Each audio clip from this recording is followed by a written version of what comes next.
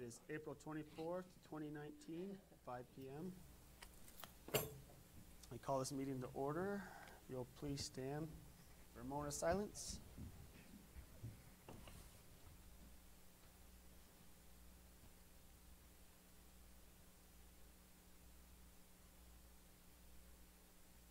Thank you. If you join me for the Pledge of Allegiance. Allegiance to the flag of the United States of America and to the republic for which it stands, one nation under God, indivisible, with liberty and justice for all. Roll call, please. Mayor Tappan, Here. Vice Mayor Kojin, Councilor Davis, here. Councilor Yank, Present. Councilor Bobby, here. Councilor Cormier, Here. Councilor Warner.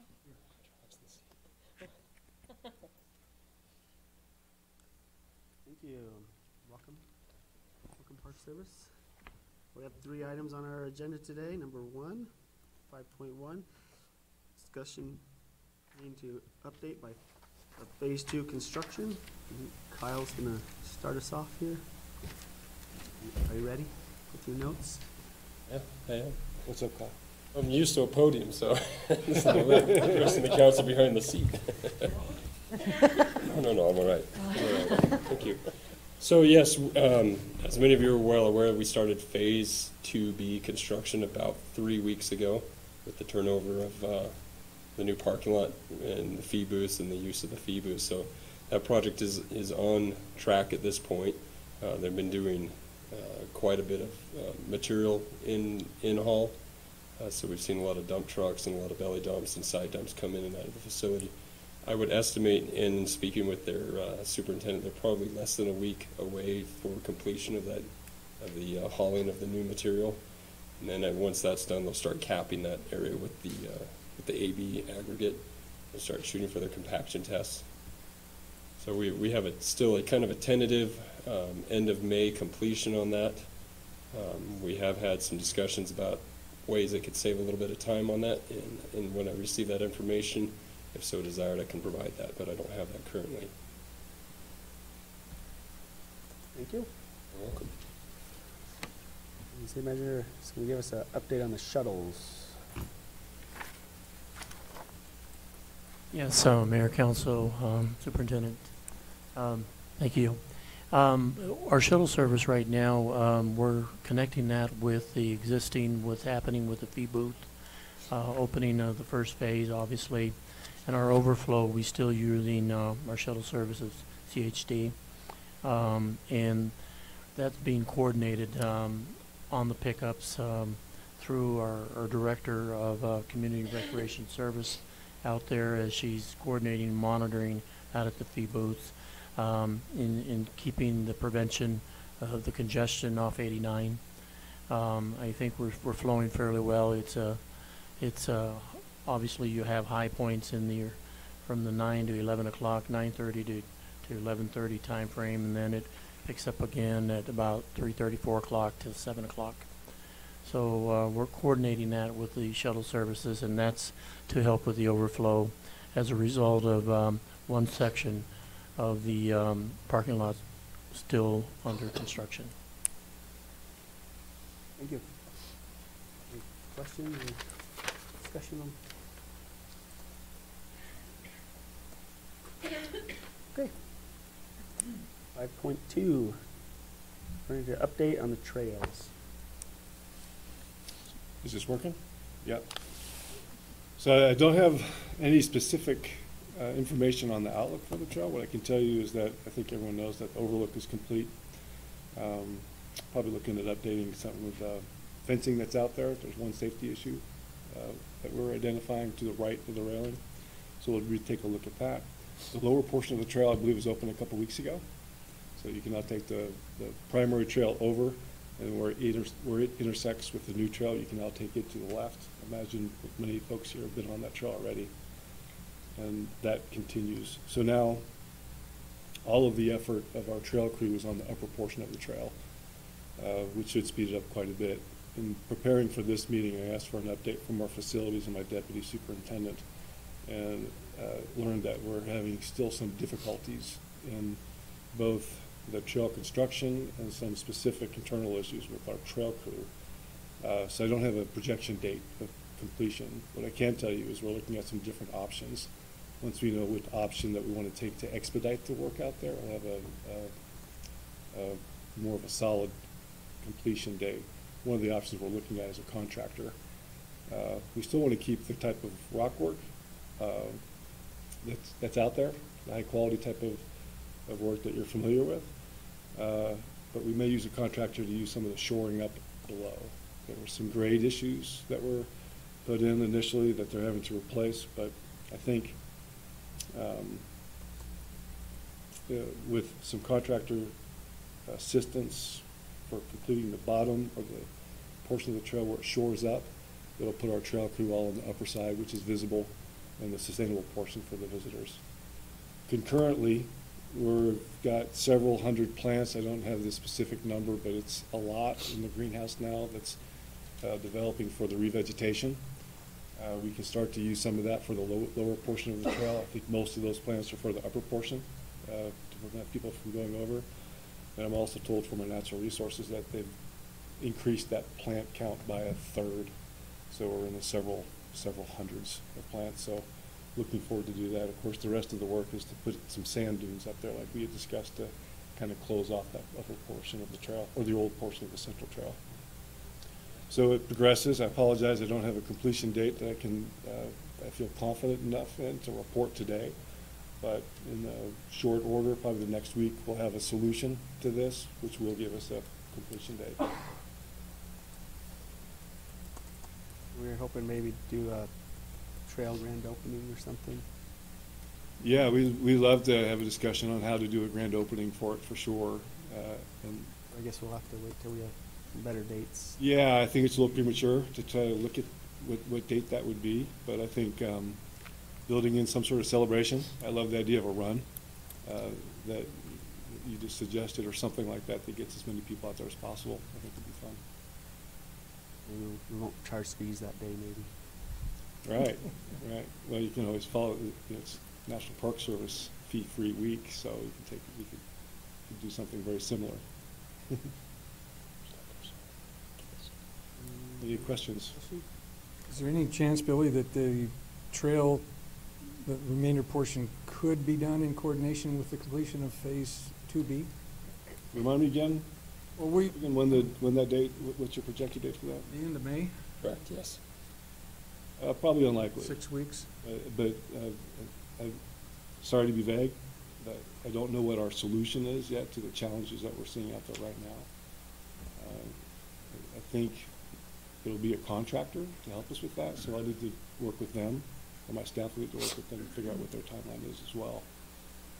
Knowing that date, we can target it, but I really, I'm going to sidestep that at the moment. Just so, I think you guys, I'm sure, agree, we're targeting this season, right? We're not targeting another gap of 3 months through summer. We're going to finish before. That is absolutely my goal. I just, there's all those handicap parking stalls with a full parking lot and nowhere to park. Those are empty.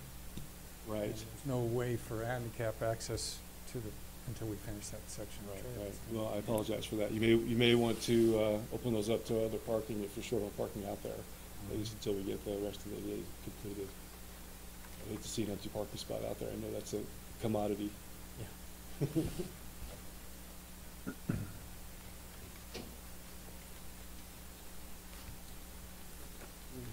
Drag this out a little longer for. All right, well, moving on to 5.3. Discussion and possible action pertaining to Phase 3 design.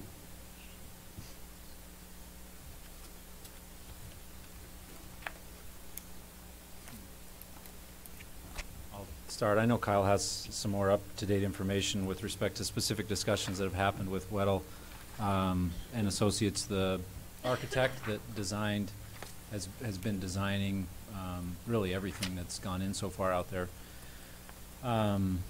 So phase 2, as we talked about, is the parking lots. Phase 3, and Kane's got a slide up of kind of what that might look like.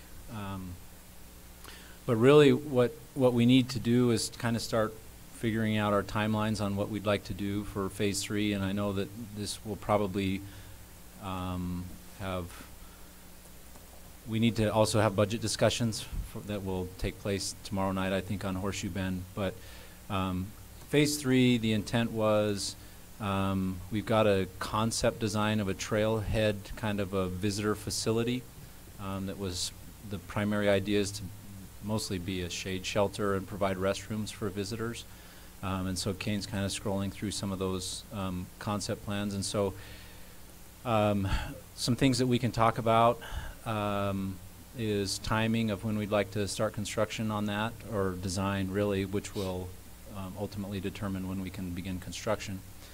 And then the scope of that, what we want that, if we want to stick with the concept. I know at the retreat we had some discussion about whether or not we might want to look at having more restroom facilities than what's in the concept design. We talked about also part of phase 3 could potentially be additional parking if there's a need for that. I think we need to have a discussion about, you know, when we've talked about this a little bit, is how much is too much. You know, whether we want, as you can see in that slide there, so phase 2 will have, once we're done with phase 2, we'll have 310 parking spaces with 10 bus parking spaces. The original design allows for the expansion of up to 87 parking spaces on the north side, and then an additional 42 parking spaces on the south side with 2 additional bus parking spaces. But we've had discussion about, you know, at some point, you know, we can't just keep adding parking to accommodate the demand. At some point you kind of just have to cut it off.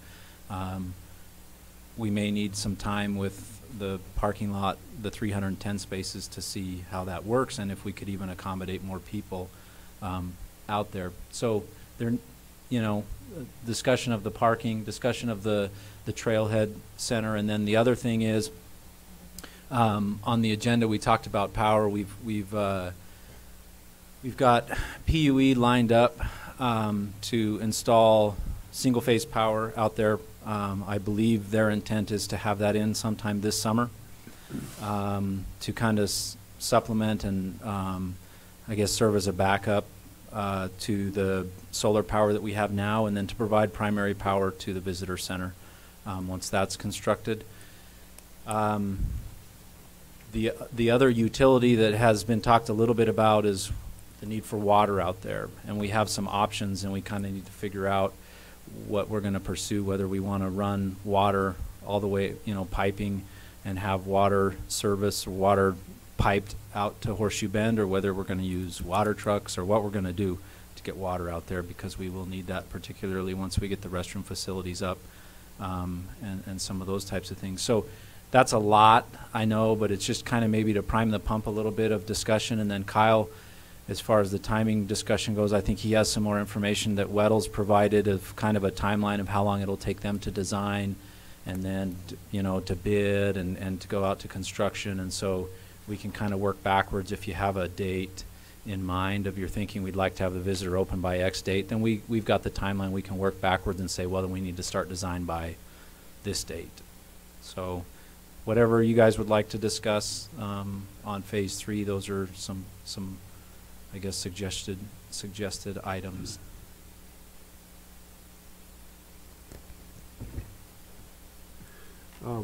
Kyle, Kane, can you go back to the first slide, please?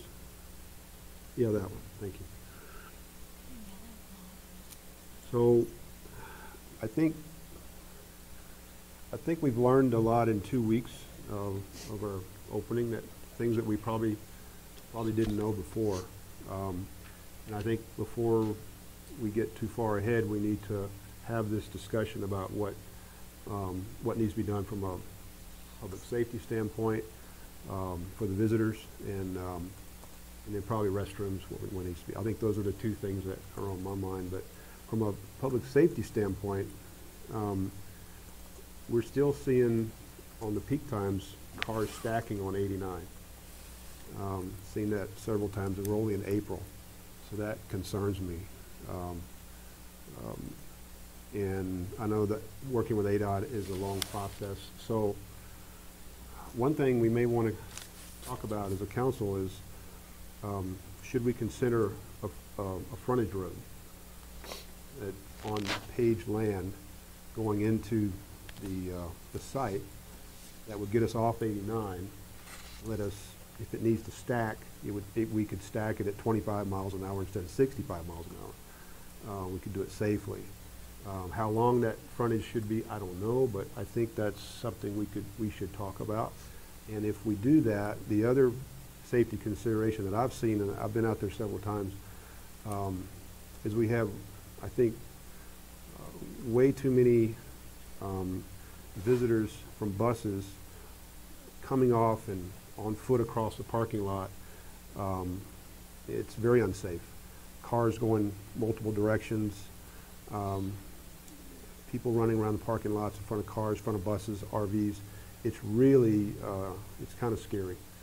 And we're only in April. So I think we should have a discussion about the parking lot should be directionalized. There should be some, some painted directions on the asphalt, as well as some signage, some one-way signage. We've had cars try to leave backwards to the toll booths, and that's not unusual. It happens, more often than you would like to think. They just don't know which way to go. So we need to address that. And we need to address the amount of people walking through the parking lot at high volume times. So I think if we had a frontage road coming in, we may want to consider a separate place for the tour buses to park coming into that frontage road. Where that is, I don't know. I'm just throwing this out there. If we could separate buses from cars and RVs, then I think, if the buses could park in one lot and have their own little sidewalk area to come into the park, I think that would be. Long-term on buses? Long-term on buses? Yeah. I'm talking about, and if we do something like that, maybe these bus spots down here become RV spots, as a suggestion.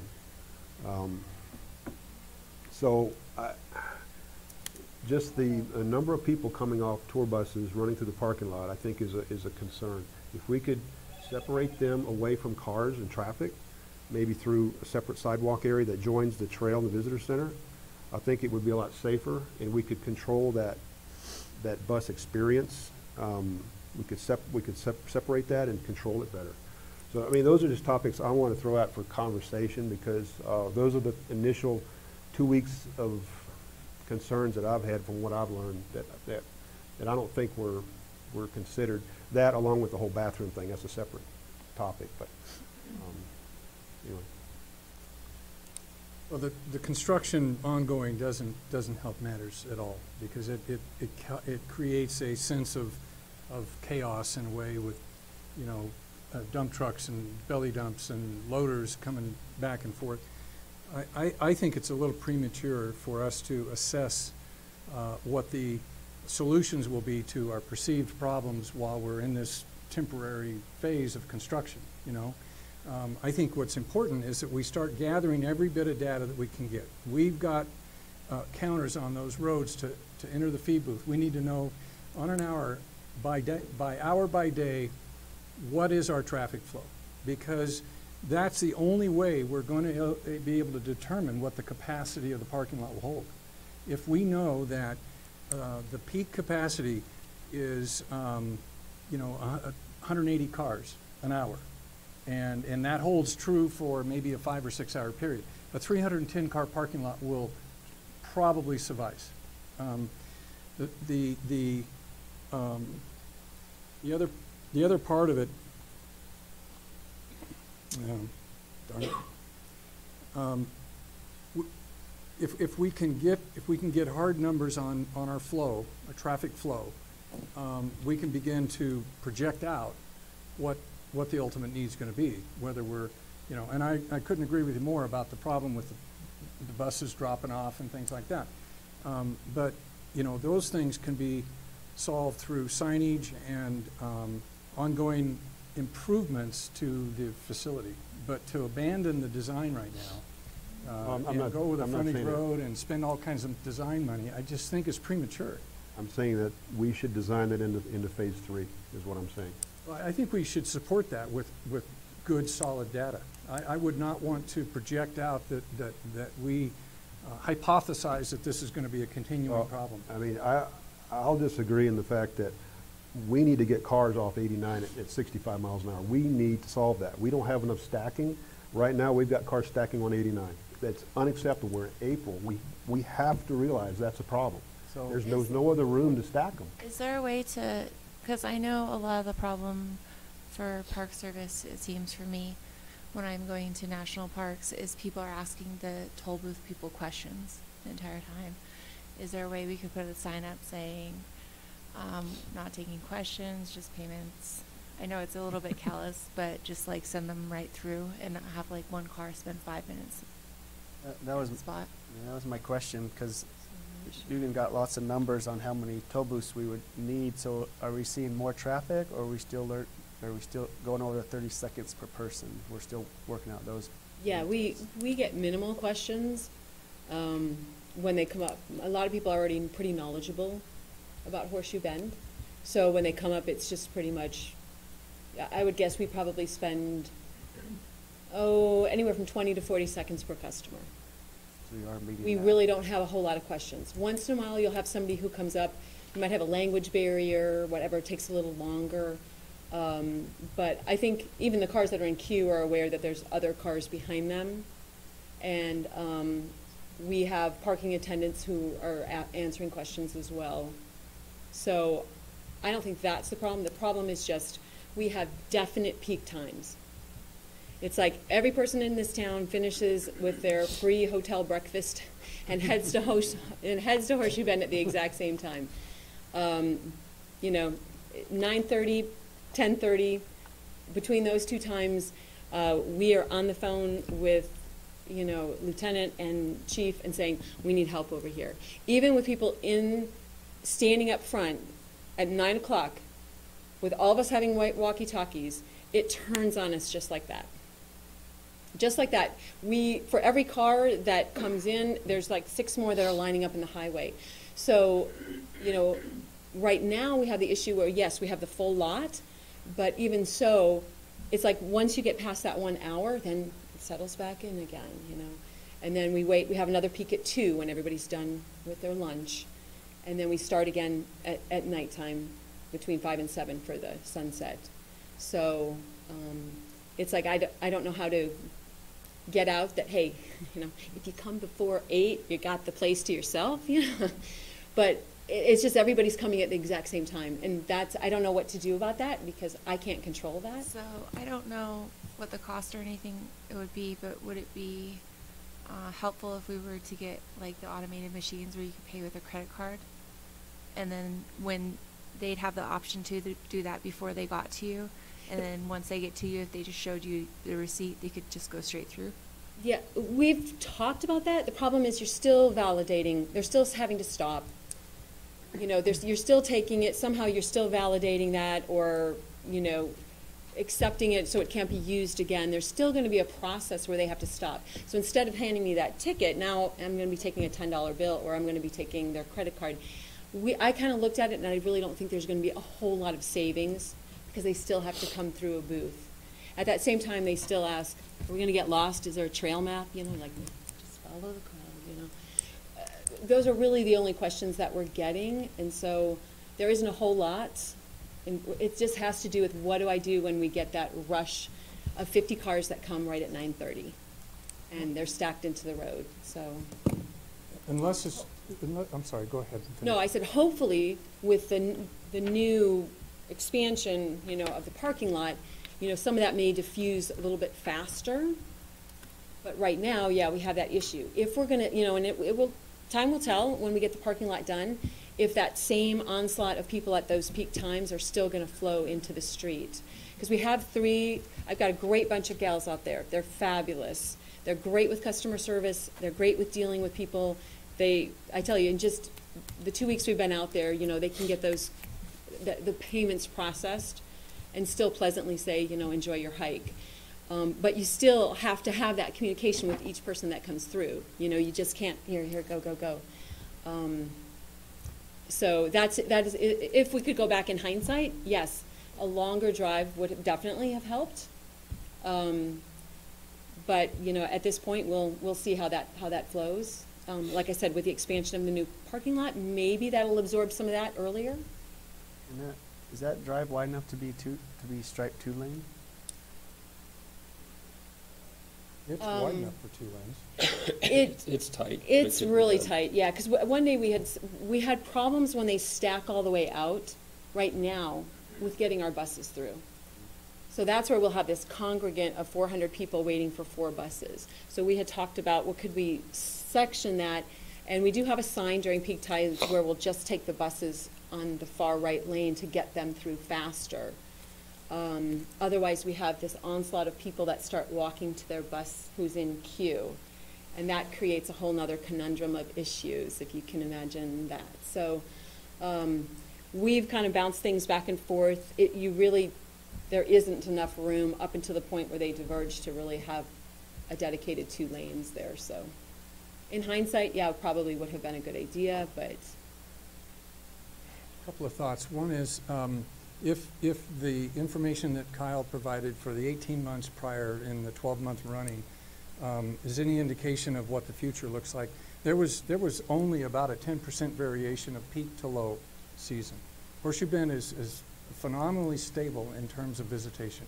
Now there's some highs, like Lynn says, there's highs, and we typically saw that in August, toward the end of the summer, not in the middle of the summer when you would think it would be the peak. But the one thing I wonder is if you had, right now you have the funnel, which is the fee booth, but after the funnel you have a blockage. There's nowhere to park. And so there's confusion in terms of how that traffic flows after it goes through the fee booth. My thought is, let's see what happens when we get those 310 spaces available, because I know that math is math. If you're processing a car in 20 seconds, three booths will handle up to 180 cars an hour. It will do that. And so I believe that the fee booth design is adequate. If we find that it's not, and we find that we're stacking them out to highway, then Mark, what I would propose is we look at another fee booth before we look at a $1 million entry road. Well, because an entry road is going to complicate the whole process. How do you sign that? I think it would simplify.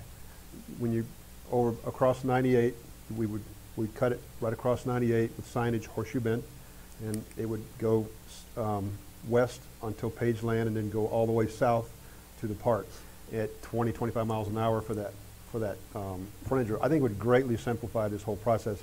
That being said, I think the counters that we had last year were, we had to have them, but I think there's a flaw. We had a small parking lot last year, and we know every time we drove up and down the highway, cars were stacked on the highway. I saw them on busy weekends all the way down to Walmart on the highway. Those cars never ran across the counter. Only the ones that went in the parking lot. I think that's the flaw in the numbers that we're not seeing. I honestly do. Well, you could very well be right, because you're right. The counters were on the exit side of the parking, and that was the most consistent numbers were as they were leaving, not as they were coming. Mm-hmm. And again, you have the data now, though, right, Lynn? Are we getting information on an hourly basis on traffic flow? Yeah, I have our POS system that Kane has purchased has been awesome. Can we get that and bounce that off and compare? Because I think that's critical right now. Yeah, I look at it daily for staffing purposes. I use it daily to coordinate with, Lieutenant Jones and with, Chief Sanders, because I need them on standby for certain times. Yeah. It gives us good April numbers.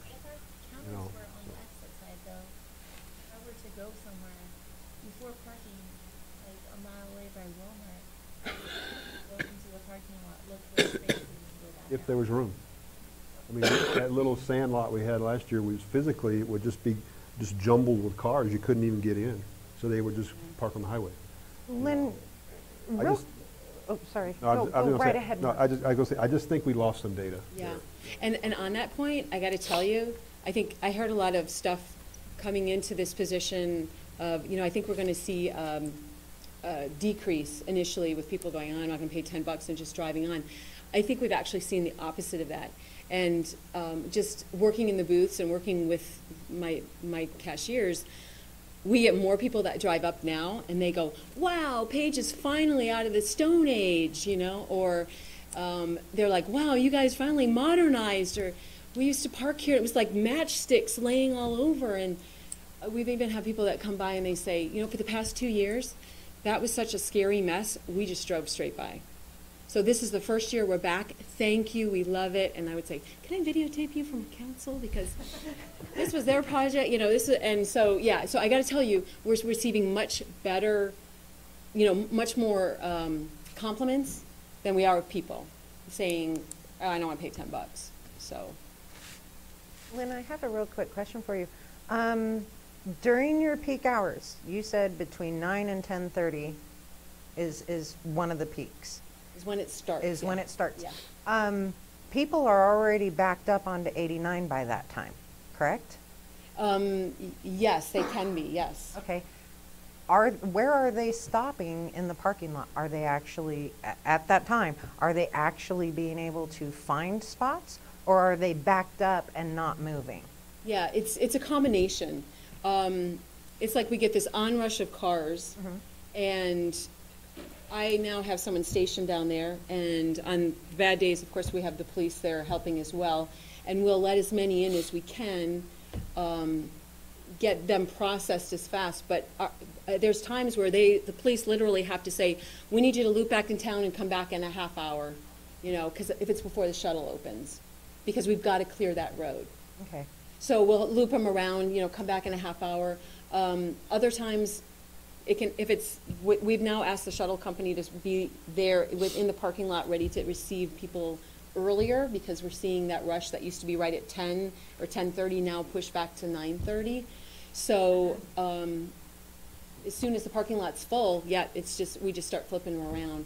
And sometimes we have to do that almost before the parking lot is full, just to help clear the highway. Okay, so before the parking lot's even full, you're seeing people stacked up on the highway already? Yes, and it's just because it's just imagine, it's so strange, it's like they've all had their Danish and coffee, and they're just like this parade coming, and then you also have them coming from the other way, and then we have got the construction vehicles, we either have, semis, cars trying to get by, it can be pretty scary. So in other words, even with the fee booths, even with the upgrades that we've done with the new parking lot, we're still seeing the same issues that we were before? At certain times. Yes. At those certain times? Yes. Well, Okay.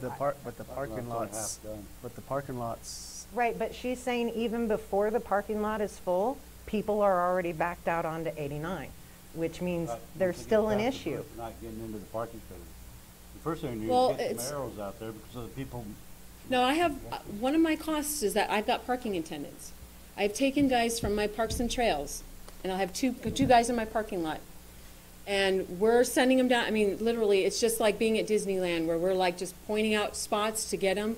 But the congestion isn't there. If anything, the congestion is sometimes caused because we'll have 3 buses there. So now you have 3 buses. So again, that, yes, is an issue of we need to get the parking lot done, so we have those buses moved over. But there again, we have this onslaught of also people walking to their cars, so that will stop the flow at the top as well, which hopefully, again, with a bigger parking lot, that will diffuse more than just half the parking lot. Some days, we have that backup and we can get everybody in and assimilated fine, but there are still some days when, yes, we may not have a full parking lot, but we have the police officers out there flipping them around just to clear that highway initially. I'm with Mark on this. I honestly foresee this being a future and continuous problem. We need some sort of a frontage road. There's work underway now to provide some relief to the parking situation in Horseshoe Bend. There's a private company looking to provide reliable, steady, timely shuttle service within the community. The same company that's basically doing our shuttle now. That will take the pressure off or incentivize people to leave their car at the hotel and pay the shuttle and take the shuttle and alleviate the parking problem. I think that we've got to work through this construction period before we can make decisions that are perhaps going to be looked upon later as, boy, that was a bonehead idea. We just, we've got a crunch right now, and there's multiple ways to solve that. One of them is fewer cars. And if you can get the people to park at their hotel, stay there, buy their pass from the front desk, and get on the 10 o'clock shuttle and come back at 11, then until we work through this problem, I'd rather do that than a $5 million frontage road, because that frontage road is going to be. I'm not an engineer, but if we're paying $3 million for type 3 sealant, and 10th Avenue was a $2.5 million project. And a year process to get an exit off the highway from the. But why can't we just extend what was closed off from Walmart and just keep it a dirt road at 10, 15 miles an hour? Just to get those people off. If you've got $5 million to build a road. But what I'm have the money talking to about build. is grading it, not paving or anything like that. Just keep it a dirt road, just to get people off of 89. I don't think a dirt road is going to keep people off 89. When you have all the monument signage that's been invested and the design element that's in place, you're going to have ADOT putting in a turn lane, a dedicated turn lane. The only way you're going to resolve that, and if the peak, do you know what the 3-booth peak was based on 158 cars an hour? Okay, what's your peak now? The peak times? No, peak flow per hour. What's your peak cars per hour? Because that's why I say we've got to have the data to bounce that back to the design standards that we use to do the facility. Otherwise, we're just hypothesizing. Well, and I'm all for. I would love to see. I mean, it's 4 to 6 weeks. Then we can wait 4 to 6 weeks to get the parking lot done, and see how all this integrates. You know what the peak hour is, though? How many people you're getting? I don't. And right now, it is a little skewed, because as soon as we are busy and the parking lot's full, we stop, because we have to shuttle them. Okay. But they're still entering the fee booth, and they're going through the fee booth. No, we halt them.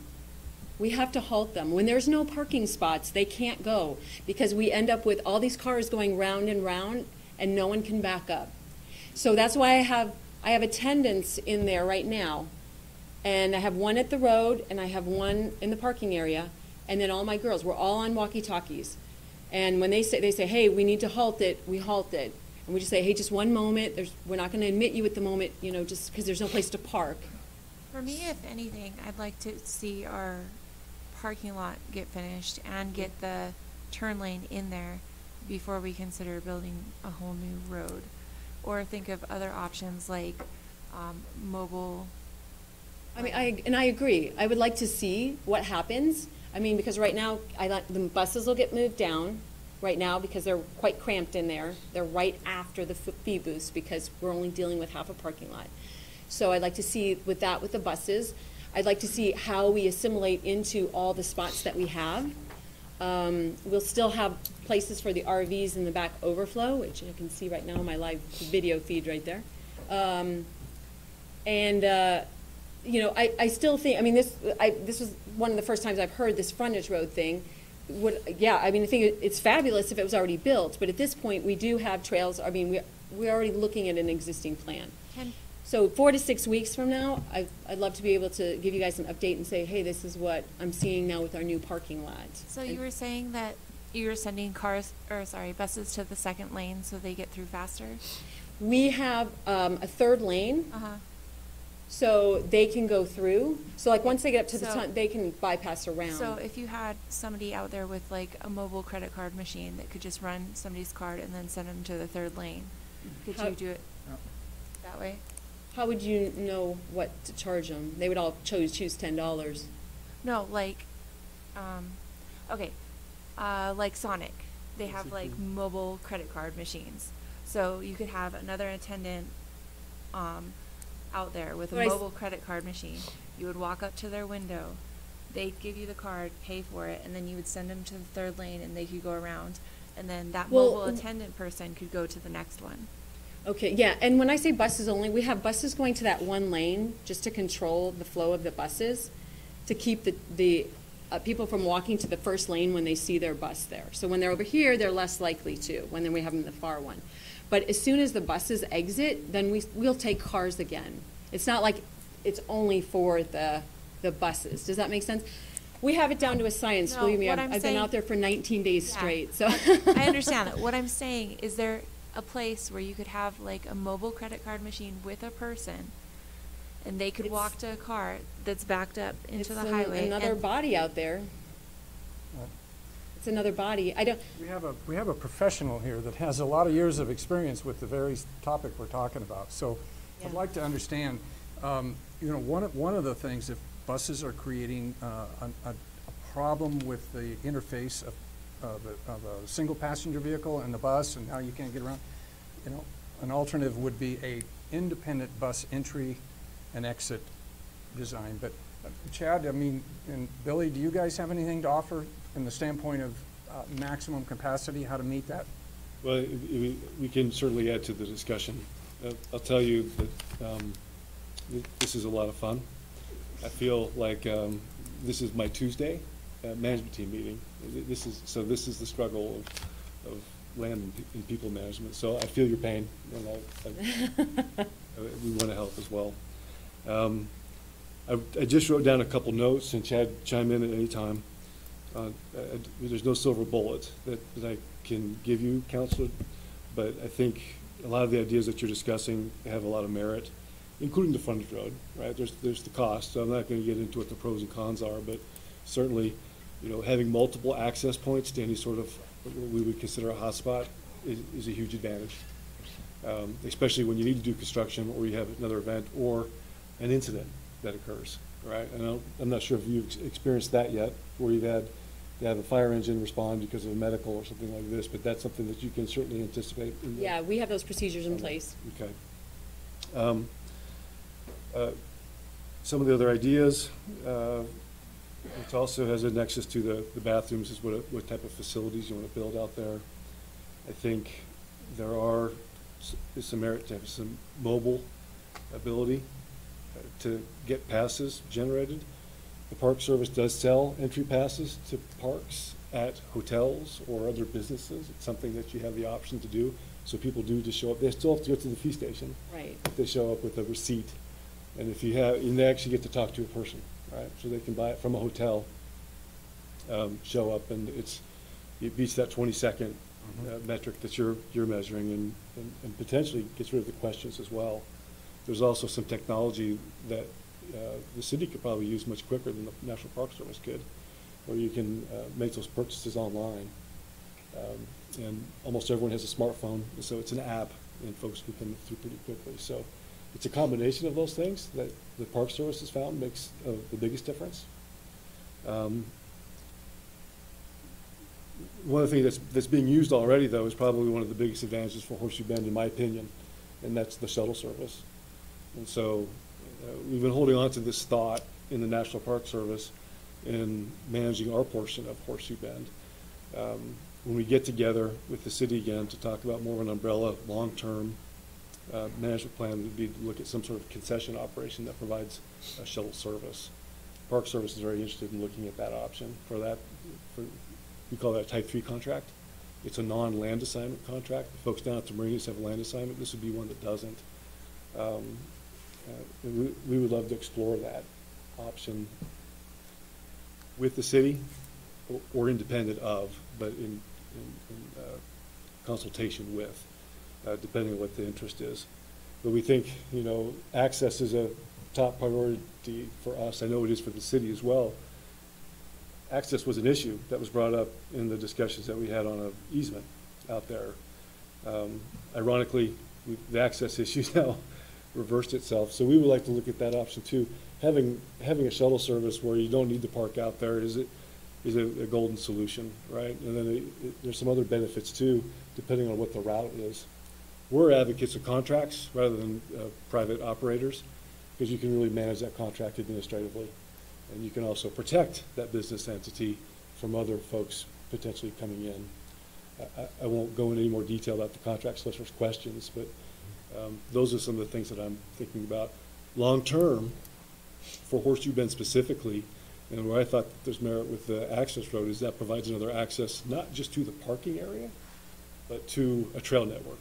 But again, I get ahead of myself because that's more of a larger management plan, but that could be, think of dividing up the crowd that you have tomorrow morning to 2 entry points. And maybe one entry point is only open to those folks that have already paid for their pass. And so you were on to something earlier. If you could get into people's heads that if you show up an hour earlier, you got the place to yourself. Yeah. Well, the other message is if you buy your pass here, you don't have to deal with this. And I think you would find a lot of success in managing where people go. Are your passes day passes though? No. Just one-time entry? So, yeah, well, our passes are for a week or annual. Okay. What we So currently sell. So ours are one-time, no re-entry. And so it would have to be some sort of device where if you scanned it or if you took that information, it couldn't be accepted again. Where you could screenshot it and send it to a friend who would come in, or whatever. Those are some of the issues that we're dealing with right now. And it's labor intensive. I don't want to It is labor intensive. missteer anyone. You still need people. Yes. For sure. It's just a Yes. matter of speeding up that process and potentially limiting the number of employees that you have that have to handle money. Yeah. Right? Yeah, and that might be an aspect, yes. One of the issues we deal with now are the drop-offs and walk-ins. I mean, it is illegal to drop somebody off on that highway, and it is still happening. So we almost need to have some sort of a pay per person. And if we're doing something like a shuttle where they would have to pay, but we've had the police give a few theft of service tickets already. So. I asked I at the would beginning. offer that that'll probably get worse before it gets better. I want to go back to the prepay and allowing somebody in. With the smartphones and even receipts, QR codes. Scan it with a hand scanner, boom, it's in the system, it's validated, that no longer is valid. They use them at airports, they use them at. That's what I'm saying, if you had that one-time use facility, yeah. bang, it's done. Right.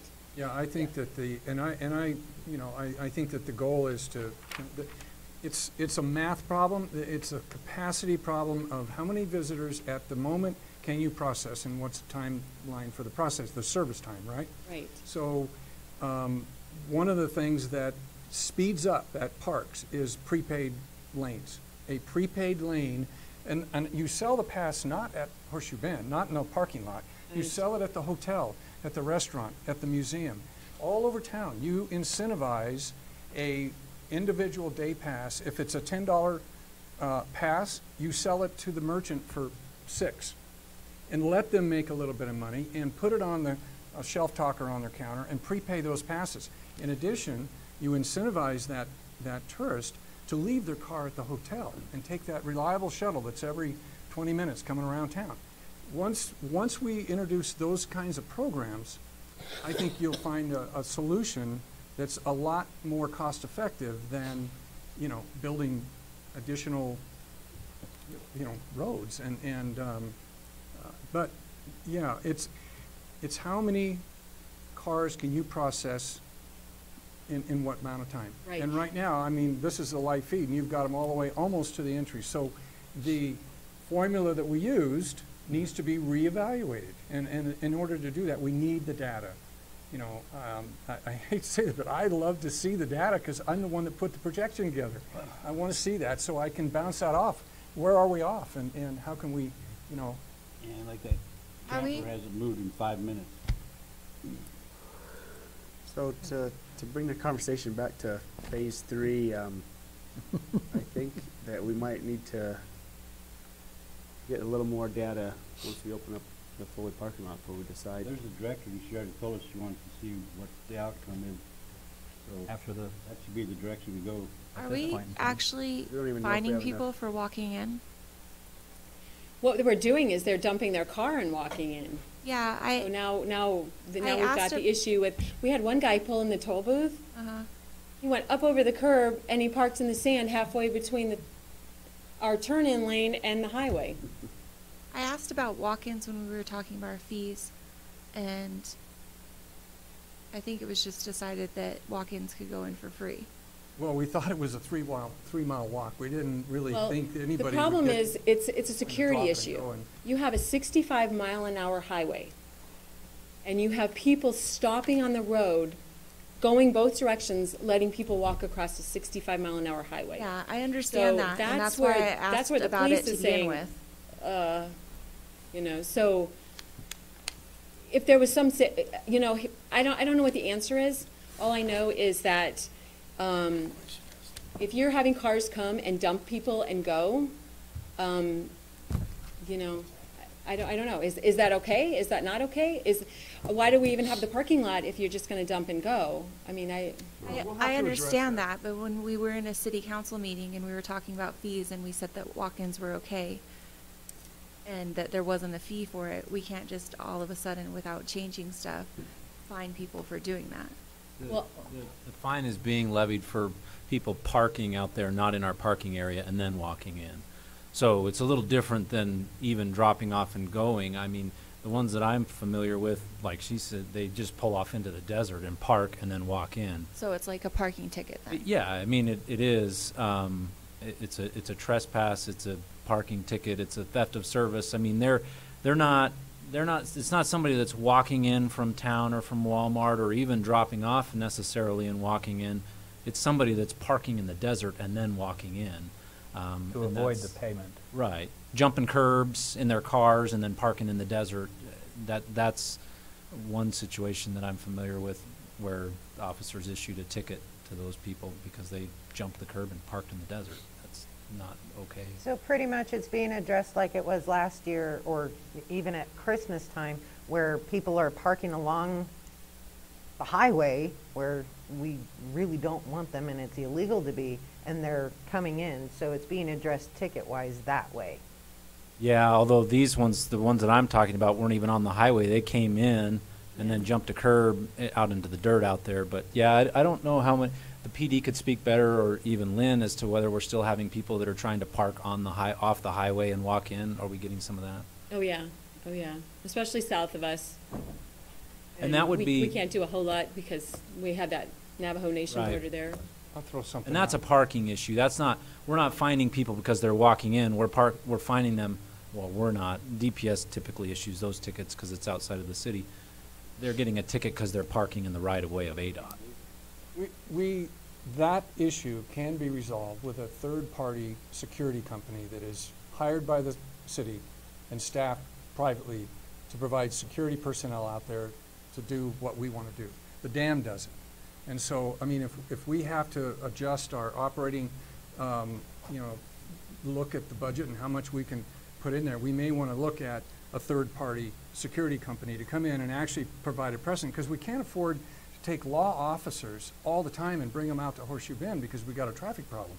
If we have a traffic problem, let's hire a third-party vendor. Well, yeah, and the other option is you don't have to be a sworn police officer to write a ticket. I mean, we used to have ticket people in the city of Mesa. That's all they were allowed to do is go around and write tickets, people parking in the wrong spots.